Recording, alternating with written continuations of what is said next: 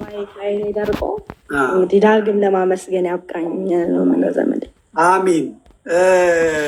አድማጭ ተመልካቾቻችን የምትሰጡትን ጊፍት ዛሬ የምትሰጡትን ጊፍት በሙሉ ለዮርዲ አድርጉልኝ። እስካሁን ለእኔ የሰጣችሁትንም የዛሬውን አይቼ ለዮርዲ ልክላታለሁ። ሰሞኑንም እንዲሁ ለምኜ ትንሽዬ የውሃ መጠጫ ብዬ ልክ ያለው እንዳይርባት እንዳይከፋት። አሁን ደግሞ እና አንበሽብሿት ዮርዲ መጨረሻ ላይ ስንት እንደሚሰጠኝ ቲክቶክ ነግርሽና ያንንም ለአንቺ እሰጥሻለሁ። የሚመጣ ነገር ለአንቺ ይጠቅምሻል፣ ለልጅሽም ይጠቅመዋል። እና ዛሬ ያሉት የኔ የምላቸው ሰዎች በቃ እያዘረፉ እያዘነቡት ነው በእውነት። እና እንደነገርኳችሁ ናት፣ ለእኔ ልጄ ናት። ስቱዲዮ እያሰራኋት ቅልልቦሽ የምትጫወት ከዛ ቀስቅሰን ኧረ በእናትሽ አንዴ ተቀረጭ ብለን አቁሜ እንደገና ክራር ገብቶ መሰንቆ ገብቶ ምን ገብቶ ዘምራ ተመስጣ እንደገና ወደ ጨዋታ የምትሄድ ሕፃን የነበረ ለእኔ አሁንም ስጠራትም ሕፃን ዮርዳኖስ ብዬ ነው። አሁን ትልቅ ሰው ሆናለች፣ ቢሆንም ያው የልጅነት ነገር አይቀርም ማለት ነው። የደረሰባትን መከራ የደረሰባትን ቁስል ቅድም የነገርኳችሁ የዋሸሁት ነገር የለም። ዋሽቻለሁ ዮርዲ? ይህንን ነገር ያቸው ለህዝቡ በፍጹም በጭራሽ። ትክክል ነው ዘመዴ። ያየውን የሰማኸውን ነው የገባህን፣ በደንብ የተረዳኸውን ነገር ነው የተናገርከው። ምንም ሀሰት ውሸት የተገኘብህ ነገር የለም። ይነባል ይዤ ሄጃለሁ አይደለ? በሰማሁ ቆይቼ ነው የሰማሁት። ይዤ አራዳ ክፍለ ከተማ አለ ወይዘሮ ቆንጂት ወይ መድኃኒት የምትባል ሴት ይዤ ሄጃለሁ አይደለ? ነግሬያለሁ አይደለ? አስረድቻለሁ አይደለ? ምክንያቱም እኔ ሴት ልጅ ስለወለድኩኝ ከሴት ስለተገኘው እናት ስላለኝ ደግሞ ሞዳት ሚስት ስላለኝ የእኔ ትንሽ ልጅ እሷ የምትወዳት ናት። ዮርዲ የምትወዳት ናት። ዮርዲ በጣም የምትወዳት ናት። እና በዮርዳኖስ ላይ የደረሰው ነገር እኔ ሴት ልጅ ወልጃለሁ፣ የእኔስ ልጅ ነገ ምን ይገጥማታል ብዬ ነው። እኔ ለማንም ጥብቅና ስቆም እነግራችኋለሁ፣ ዮርዳኖስ ፊት ለማንም ጥብቅና ስቆም ታሳቢ ማደርገው ልጆቼን፣ ባለቤቴን እራሴ ላይ ቢደርስስ ብዬ ነው። ለማንም ጥብቅና ስቆም እስላሚውን፣ ጴንጤውን፣ ኦርቶዶክሲውን ጉዳዩ ነው። ግን ለአንድ ሰው የምሟገተው እኔ እንደራሴ ልጆቼን እያሰብኩ ነው። በልጆቼ አግኝቸዋለሁ። እኔ ያም በማድረጌ ለማንም የግንባር ስጋ ሆኜ በመፋለሜ በልጆቼ አግኝቸዋለሁ። እኔ በልጆቼ አግኝቸዋለሁ። ልጆቼ ጀርመን ከመጡ ገና 4-5ኛ ዓመታቸው የእኔ ልጆች ማለት ነው።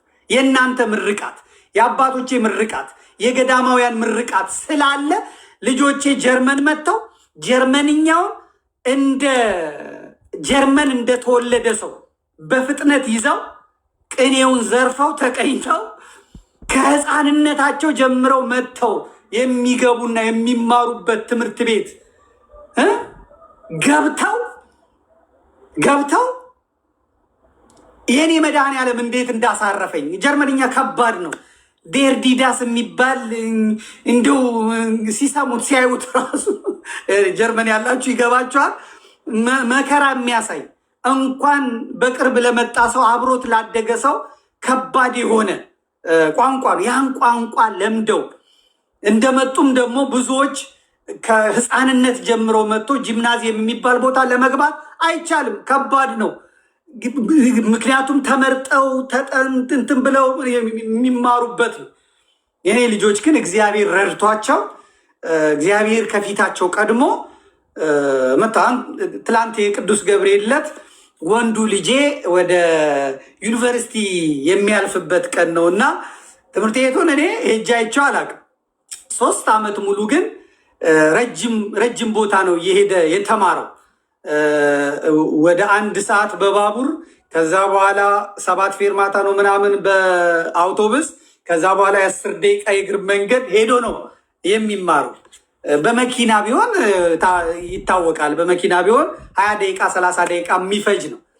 የጀርመን ክረምት ታውቁታላችሁ እንዴት ብርድ እንዴት እንደሚያደርግ 11 ሰዓት ተነስቶ ወጥቶ ባስ ይዞ አውቶቡስ ተራ ሄዶ ከዛ ደግሞ ባቡር ይዞ ከባቡሩ ወርዶ 1 ሰዓት ተጉዞ እንደገና ሌላ ባስ ይዞ ከዛ 10 ደቂቃ ነው ሄዶ የሚማረው። 3 ዓመት ያለ ማቋረጥ ነው የተማረው እና ትላንትና የምርቃት ተብሎ ሄድን። ወላጆች ተብለን ሱፍ ልበሱ ተባልን፣ ከረባት ለበስን። እናትየውም እህቱም አበሻ ቀሚሷን ለበሰች። ሄድን እና ስናለቅስ ውለን በደስታ ተመለስን። ያሁን ላይ የሆነው የአባቶቼ ጸሎት ነው። ምንድን ያስለቀሰ በሉ። ሄድን። ስንሄድ ትምህርት ቤቱ ባለንበት ግዛት በጣም በውድ የተሰራ የሚማሩበትም ትምህርት ቤት ተማሪዎች ደግሞ አእምሯቸው የመቀበል እንትኑ አይኪው ከፍ ያለ ተብሎ ነው። እንደ ሌሎች አበሾች ይኖራሉ ወይ ኤርትራውያን ኢትዮጵያውያን ብዬ ስነግረው ሌላ አንድ ጥቁር እንኳን ካገኘ እቀጣለሁ አለኝ። እኔ ብቻ ነኝ ያለሁት እዛ ትምህርት ቤት አለ። እውነትም ሄድን። ስንሄድ በእውነት የሀገሬው ሰዎች ናቸው። አባቶች፣ እናቶች፣ ተማሪዎች፣ የወላጆች አዳራሹን የሞሉት። እኛ እዛ ቁጭ አለን። የምንቀመጥበት ወንበር ላይ ደግሞ ወረቀት ተቀምጧል እና ወረቀቱን አንስተን ስናነባው 4ኛው ረድፍ ላይ ማህተመ የኔ ልጅ ስሙ ተጠቅሶ ቁጭ ብሏል እና ንግግር ያደርጋል ይላል። ተማሪዎቹን ወክሎ ማለት እንግዲህ እንደነገርኳቸው ነው። ጀርመንኛ እንኳን በዚህ በቅርብ የመጣ ለኖረበት የሚያወራው ደግሞ አሁን ፕሮፌሰሮች ፊት፣ ዶክተሮች ፊት፣ ምኖች ፊት ነው እና ቀረበ። እኔም ወጣ ብዬ ራቅ ብዬ ማስታወሻ ማስቀረት አለብኛል።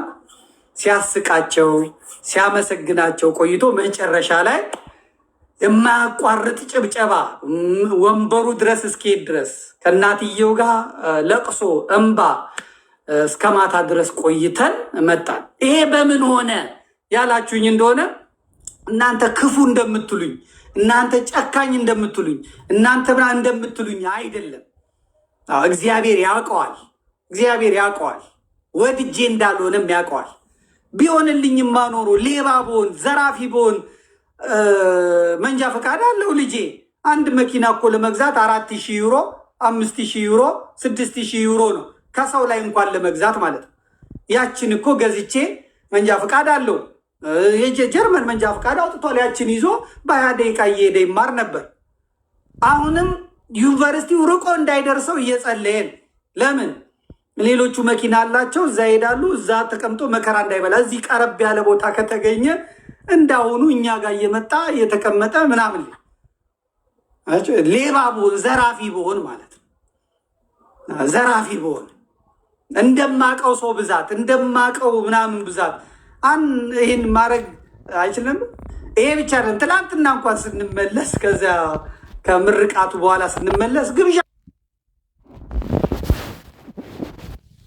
ምክንያቱም ልጆቼ እዚህ መጣን ጀርመን መጣን ብለው ጃንክ ፉድ አይበሉትም። ከዛ በተረፈ ደግሞ ህፃናት ልጅ ነን ብለው ኬክ ላይ ብስኩት ላይ አይስክሬሙ ላይ የሉበትም። የእናታቸውን ሽሮ ያልተቋረጠ እንጀራ ይበላሉ። ጤነኞች ናቸው። ጾማቸውን አይቋረጥም። እንደውም ጠዋት የሄደ ማታ ሲመጡ ነው የሚበሉት። ይሄ ብቻ አይደለም ደግሞ እኔን ሸክም ላለመሆን እኔን ላለማስጨነቅ የተማሪ ስራ ይሰራሉ። የኪስ ገንዘባቸውን ራሱን ችሎ ይሰራል። እንዲሆን ይሄ የሆነው ምንድን ነው? ለዮርዲ በማልቀሴ እንደ አንዷን ዮርዲ በዚህ አደባባይ ያላወጧቸው ሚሊዮኖች አሉ፣ ሺዎች አሉ።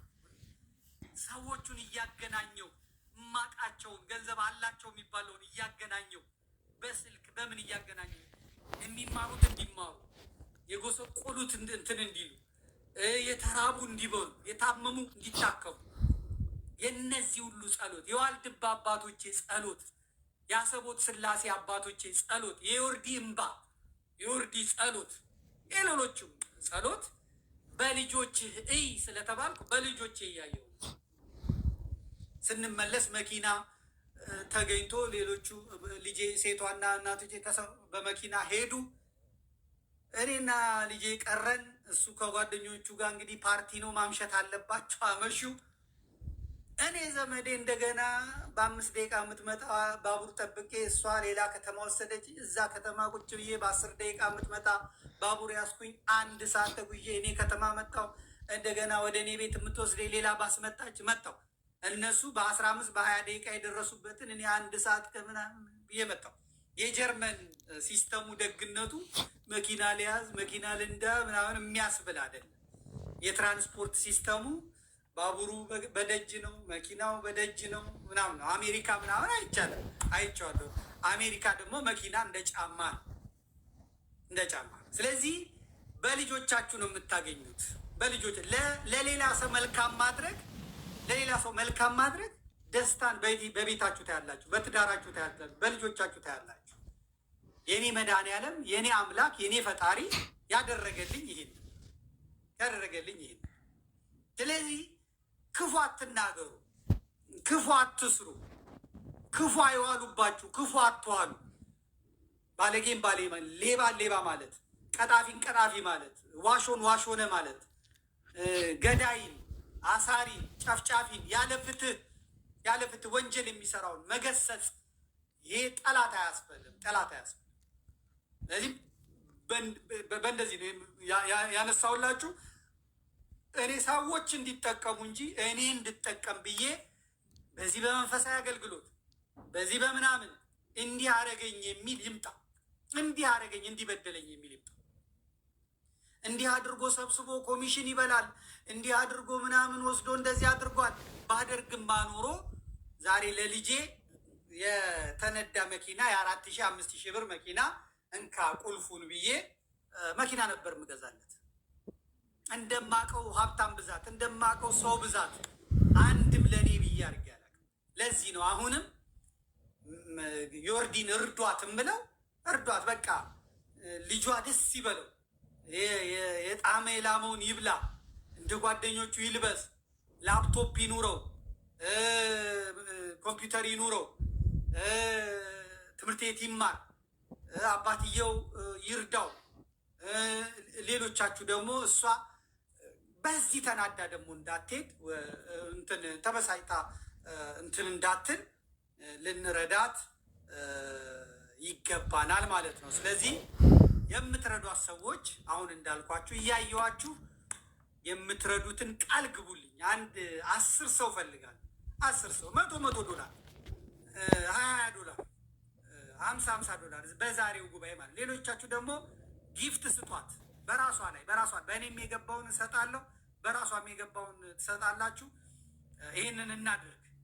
ልጁን ደግሞ ውጤት እንሰማና ከዛ ከውጤቱ በኋላ እምቢ ከተባለና አረዳም ከተባለ የግድ ሸክሙ እኛው ላይ ነው የሚወድቀው። ሌላ እንትን የምንለው የለም። እኔ በህይወት እስካለው ድረስ ከቻልኩ ራሴ ካገኘሁት ከጉሮሮዬ ነጥቄ እንዳይርበው አደርጋለሁ። ልጁን አደባባይ እንዳትወጪ ልመና እንዳትወጪ አደርጋለሁ። ካልቻልኩ ደግሞ በቀደም እንዳደረግኩት እምወዳቸውን ሰዎች ለምኜ ባካችሁ የጤፍ መግዣ ባካችሁ የዘይት መግዣ ብዬ አደርጋለሁ።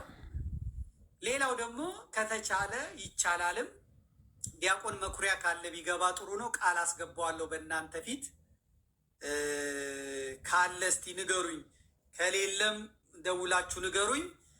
ለነ ምንዳይ ለነ ቴዲ ለነማን መዝሙር የሰጠ ነው ታውቁታላችሁ። ዲያቆን መኩሪያን እዛው አሜሪካን ሀገር ነው ያለው። በቀደም ቃል ሲገባ ሰምቼዋለሁ። እግዚአብሔር ይስጠው።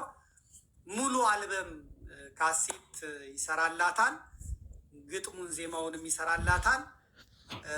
መሳሪያ ተጫዋቾቹ ከከፈሉ ከፈሉ፣ አንቀበልም ካሉ አልተቀበሉ፣ ቢቀበሉም ደግሞ እንከፍላለን፣ የስቱዲዮ እንከፍላለን፣ እናሳትምላታለን። ወደ አገልግሎቷ ትመለሳለች ማለት ነው። እኔ ልጄ ናት ብያቸዋለሁ። ባንክ አካውንቱ ካለ ንገሪ፣ ባንክ አካውንቱ ካለ ንገሪ። ልጇ አሁን እድሜውን ትነግረናለች። ልጅ እድሜ የምትጠይቁት አላችሁ። የባንክ አካውንቱ ለኔ ላኪልኝና እዚህ ላይ እንዲለጠፍ አደርጋለሁ። እንዴት እንደሚለጠፍ አላውቅም። እዚህ ላይ እንዲለጠፍ አደርጋለሁ። የባንክ ቡክሽን በዋትሳፕም ቢሆን ላኪልኝ፣ ደስ ላኪልኝ። ከዚያ አስይዛችኋለሁ። ጉድ ገርል ካለሽ አለው በይኝ፣ እነግርሻለሁ። አንቺ እዛ ላይ ትለጥፊዋለሽ፣ ፒን ታደርጊዋለሽ ማለት ነው። እኔ እዚህ ላይ ጽፌ አላውቅም፣ እንዴት እንደሚጻፍም አላውቅም። ስለዚህ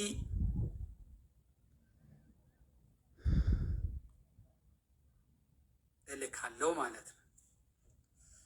ልካልኛለች። እሺ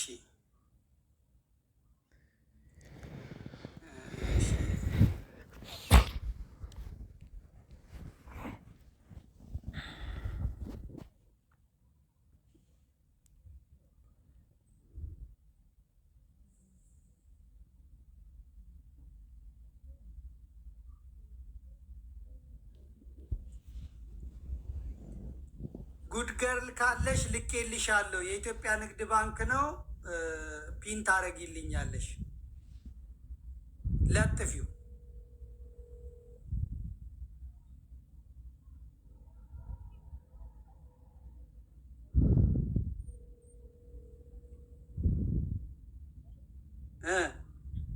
መለጠፍ ትችያለሽ።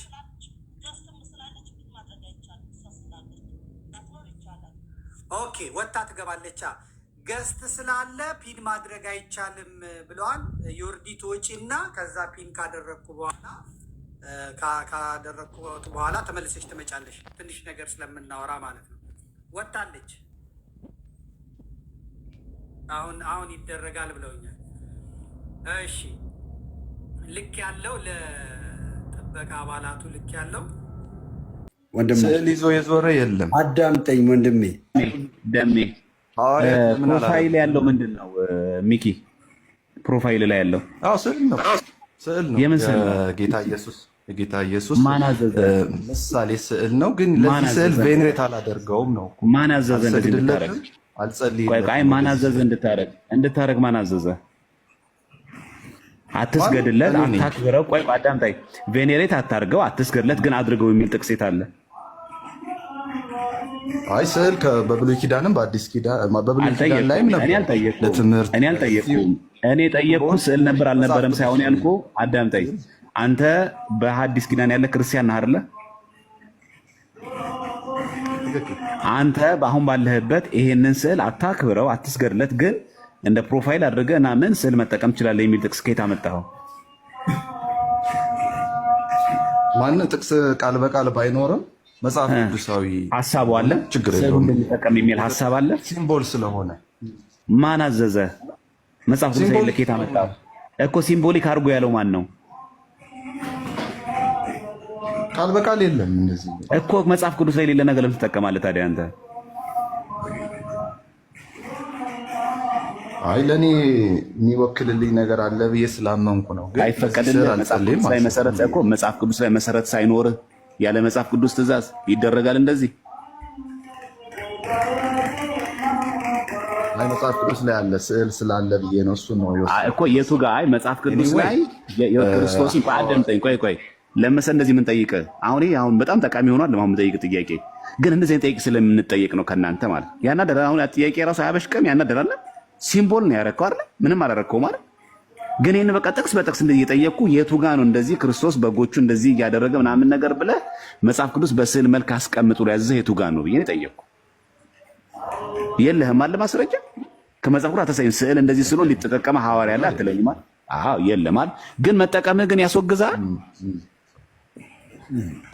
ታንኪ መጠቀም ያስወግዘኝ ወደ ስዕሉ ብጸልይ ቆይ አይደል? አይ መጠቀሙ አለ። ቆይ ይሄን ስዕል ስታዩ ምን እንደምትዝ የሚልህ በጎቹን እንደዚህ ይዞ ጌታችን ሳይሆን ምን ነው ትዝ የሚልህ? በቃ ሲምቦሊክ ነው። ምንድን ነው ትዝ የሚልህ? ስታየው ምን የሚጭርብህ ነገር የለም እኮ አለ። ሲምቦሊክ ነው እኮ። ሲምቦሉ ምንድን ነው? ሲምቦሉ ምንድን ነው? የጌታ የኢየሱስ እኮ ሲምቦሉ ምንድን ነው የሚያሳየህ? ምን ያሳይሃል? በጎቹ ምን እያደረገ ምንድን ነው ያሳየው? እጆቹን ዘርግቶ እንዲህ ሲያሳይ በጎቹን እየተከላከለ ነው። ኦፍኮርስ ከተኩላ እየተከላከለ ያለ ስዕል በጣም ስዕሉ እንደዛ ነው የሚናገር። ስለዚህ አንተ ውስጥ የሚስለው ስዕል ምንድን ነው? አሁን አንተ ይህን ስታይ ምንድን ትዝ የሚልህ? በቃ ጌታ ኢየሱስ እንደሚጠብቅ ጥበቃ፣ ፕሮቴክሽኑ በምን መልክ አረከው? በስዕል በስዕል። እሺ ደሜ ይቀጥል። በቃ ይኸውልህ፣ አየህ ወንድማችን ጊዜ ምናለባቸው። አይ ቀጥል። አሁን ምንድነው ጥቅሱን ይዘህ መተህ ነው ወይ ያልኩ ነበረ። ጥቅስ ይዘህ መተህ ነው በእምነት ብቻ የሚል ጥቅስ ከየት ይዤ እመጣለሁ? ብራዘር ወንድሜ፣ ጥቅስ እኮ ከየትም አይመጣም፣ ከእግዚአብሔር ቃል ነው የሚመጣው። አይደለ እንዴ? ገበያ ነው አንተ እጅ ላይ ያለውን አመጣለሁ ብለህ የሄድከውን ጥቅስ አግኝተሃል ይዘህ መጥተሃል ወይስ አልመጣም ነው መጀመሪያ የምናየው። አይ አላመጣሁም ከሆነ የሚመስሉ ጥቅሶች ግን አሉ ብለህ የምታነሳቸውን ወይም ደግሞ እዚህ ያለውን የያዕቆብ መልእክት ወደ መፍታት እንሄዳለን ማለት ነው። መጀመሪያ ግን በእምነት ብቻ የሚለውን ጥቅስ አለ ላምጣልህ ወይስ ለመዳን ስል ነው የሚሰራው? አሁን እዚህ ጋር ነው ልዩነታችን። አንተም በደንብ ማወቅ ያለበት ከሆነ ልስጥህ አልከኝና ጠበቅኩኝ። ካሁን ጠቀሰ ብዬ ጥቅሱን ማሰጥሃለሁ። አንብብ ተፈለቀ ኤፌሶን ምዕራፍ 2 ቁጥር 8 እስከ 9 አንብብ። ሮሜ ምዕራፍ 3 ቁጥር 28 አንብብ። አንድ በአንድ ወንድም የተረጋጋ እንጂ አንድ በአንድ እኔ አንድ ሰው ስለሆንኩኝ አንድ ጥቅስ በአንዴ ነው ማየት የምችለው። ሁለቴ በአንዴ ማየት አንችልም። አንድ ትጥቀስሽ በእምነት ብቻ ሰው ይድናል። ኢዮባ ጥቅሱን ሰጣለሁ። አሁን ደግሜ ሰጣለሁ። ኢዮባ ስማኝ ወንድሜ፣ ቴንክ ዩ ሶ ማች ኢዮባ። ዩሃድ ንጉስ። ኦኬ ንጉስ ስማኝ። ኤኒዌይስ እኔ እያልኩ ያለሁት በእኛና አሁን የዚህ የቃል ልዩነቶቹን ግልጽ አድርጌ ልንገር። ሰው ስለ የትኛው ነው መጀመሪያ ሰው የሚሰራው ነው የምናገረው። ለመዳን ሰው የሚሰራው ስራ የለም። አስፈራቸው። መጀመሪያ ጥቅሱን ስጠኝ እንዴ! ጥቅሱን ስጠኝ መጀመሪያ። እሺ ኤፌሶን ምዕራፍ 2 ቁጥር 8 እና 9 አንብብ። እሺ በቃ ቆይ ተረጋጋ። እሺ ሌላ እንዳጠቅስ። እሺ ኤፌሶን 2 ከቁጥር 8 ኤፌሶን ምዕራፍ 2 8 እና 9 አንብብ እስቲ። እሺ ስማኝ። ጸጋው በእምነት አድኗችኋልና ይህም የእግዚአብሔር ስጦታ ነው እንጂ ከእናንተ አይደለም፣ ማንም እንዳይመካ ከስራ አይደለም። እኛ እሺ ጨረስ ወጡ ጋር ነው። በእምነት ብቻ ነው ሰው ነው የሚለው። እኔ እናንተ ጋር ኤኒዌይስ ሳንቀያየም እንሰነባበት። ጸጋና ሰላም ይብዛላችሁ። ቀጥሉበት።